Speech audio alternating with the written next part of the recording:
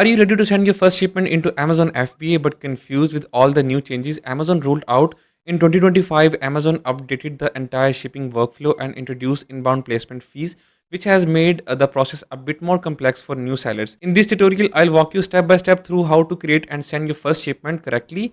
By the end of this video, you'll know how to avoid costly mistakes, how the fees work, and how to confidently move your products into Amazon FBA warehouses. Now, let's dive right in. The first step is creating a shipment plan inside of your Amazon Seller Central. Alright, so to create a shipment plan in your Seller Central, you have to go to your Manage All Inventory. And here you can find a list of all of your active listings, or like all of your listings in your Amazon Seller Central.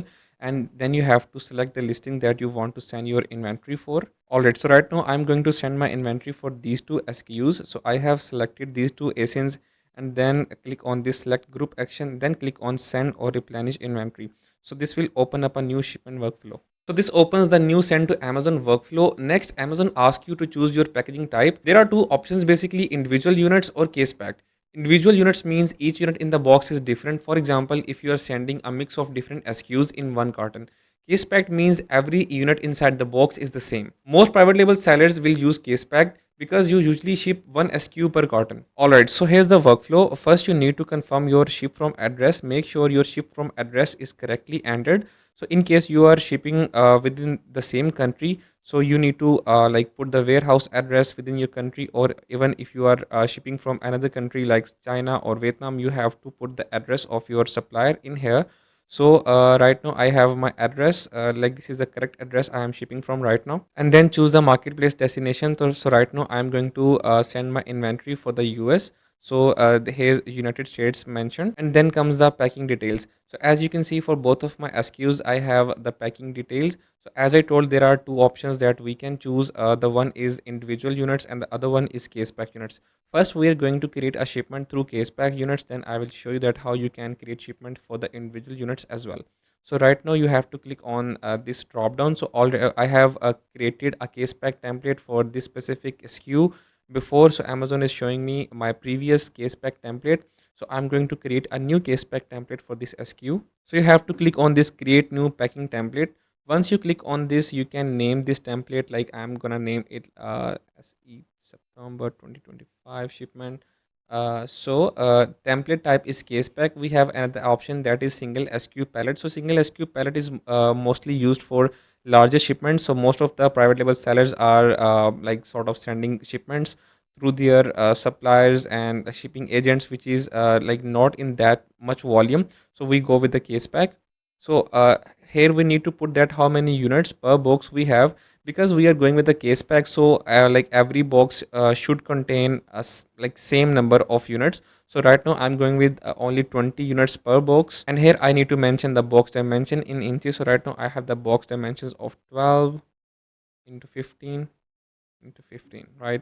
And the box weight in lbs is 23, right? Next, Amazon asks about prep and labeling. Some products need prep like bubble wrap or poly bags. If you don't follow Amazon's prep requirements, you will be charged unplanned service fees. So always check if your product requires prep. And for labeling, you have two options: either you apply the FNSQ labels yourself, or you let Amazon do it for a fee. I recommend doing it yourself or having your supplier apply the labels. It saves money and gives you more control. Alright, so for this specific product, I don't need any prep. So I have selected that no prep needed. So in case your product requires any sort of prep, you can like choose from this.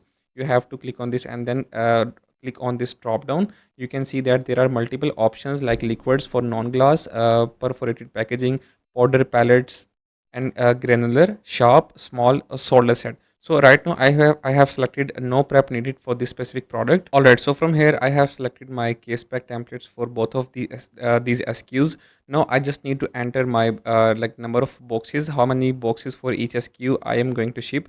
So right now I'm going to ship one box for this specific SKU. Then I have to click on this ready to send, and then similarly for this one as well, I'm going to send one box for this as well. Alright, so then I have to click on this confirm and continue. So once I have clicked on confirm and continue, here I can see shipment methods. So you can see like there are two options: Amazon fulfillment centers and Amazon warehousing and distribution.